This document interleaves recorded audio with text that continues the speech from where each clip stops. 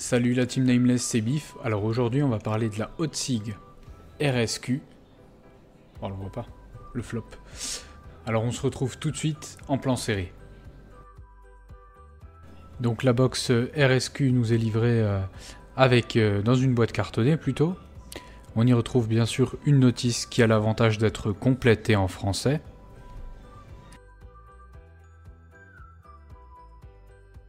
Et bien sûr le plus important dans cette boîte, la box. Donc là en finition noire, on va faire juste un coup d'œil rapide sur la box. Donc là on peut voir le panel où on va se conquer avec l'inscription Hotzig gravée. Là la face avant, donc le bouton Fire plus moins. Sur la tranche RSQ en volume. Et bien sûr la sorte d'antenne radio propre à Rigmod. Le 510 et au cul de la box un numéro de série. Alors regardons dès à présent cette box plus en détail. Donc là au panel du skunk on peut voir qu'en fait la bottle est signée Hotzig, tout comme l'inscription qu'il y a sur le capot. Là on va retrouver donc le bouton Fire, le bouton moins et le bouton plus ainsi que l'écran. On va retrouver ici le pin 510. On peut voir que les bords sont arrondis, ce qui est agréable au niveau de la prise en main. L'antenne symbole de chez Rigmod. Et sur la tranche de côté, RSQ en relief ainsi que le port USB.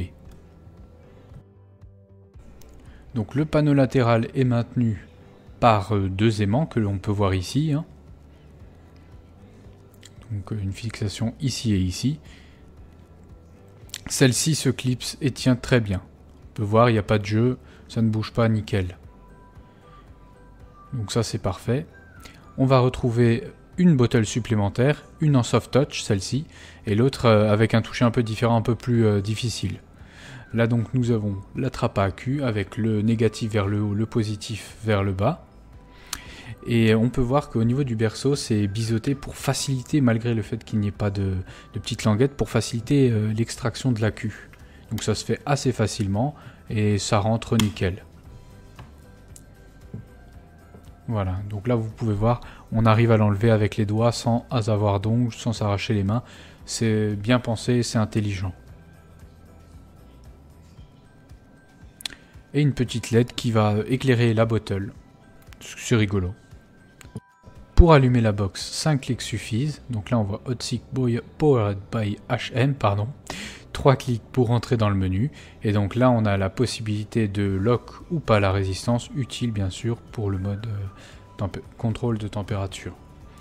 En deuxième lieu on va pouvoir choisir le compteur de puff, l'affichage des ampérages sortis, la durée de puff et le pourcentage de batterie restante. 3 modes de vape sont à disposition, le mode power, le mode contrôle de température avec le titane, le nickel et le TCR, et bien sûr un mode bypass. Si vous ne touchez pas à la box pendant 3 secondes, vous sortez du mode menu. Chose intéressante à rappeler aussi, lorsque vous mettez un nouvel atomiseur, il va vous demander si c'est un nouveau ou un ancien coil. Petit point négatif, sur 2 de mes drippers, j'ai eu un gap entre la box et le dripper de 1 mm, enfin même moins. Voilà.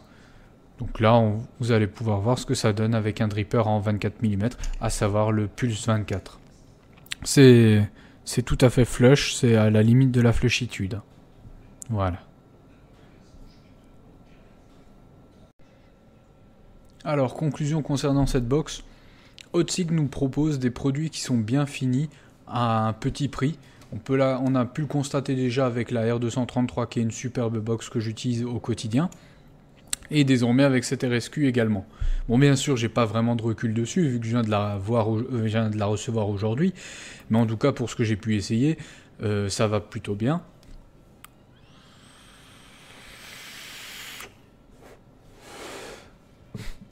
Je vous parlerai pas bien sûr du mode TC parce que je n'utilise pas ce mode de vape. Mais en tout cas, en mode power ou en mode bypass, c'était plus que sympa. C'est de l'électro et c'est une bonne vape. Au niveau de la finition de la box, concrètement, c'est une belle box à moins de 80 €. Les finitions sont plus que correctes. J'aime beaucoup. C'est une des premières box sur le marché, en box BF bien sûr électro, je parle, en dessous des 100 €. Il y en a d'autres qui vont arriver, bien sûr, et ça se démocratise de plus en plus, le BF. Mais en tout cas, celle-ci tape fort parce qu'on a une petite box qui est compacte, avec une bonne prise en main. Un petit peu lourde quand même pour un mono AQ, mais ça donne une sensation de sûreté, donc moi j'aime beaucoup.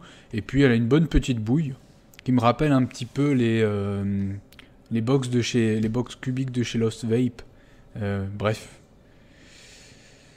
Si vous cherchez une box BF pas trop chère, mais tout de même de bonne facture en électro, celle-ci fait très bien le boulot.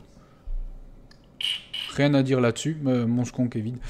Rien à dire là-dessus, ça va plutôt bien. Donc Hotzig a fait ses preuves ces dernières semaines, ces derniers mois, sur la qualité de ses produits, donc là n'hésitez pas. Celui-ci est très bien, en tout cas je le valide. Voilà, c'est tout ce que j'avais à dire. Je vous souhaite une bonne journée, une bonne soirée, et surtout... Pourquoi je me suis... Téléportation. Et surtout, une bonne vape. Salut à tous.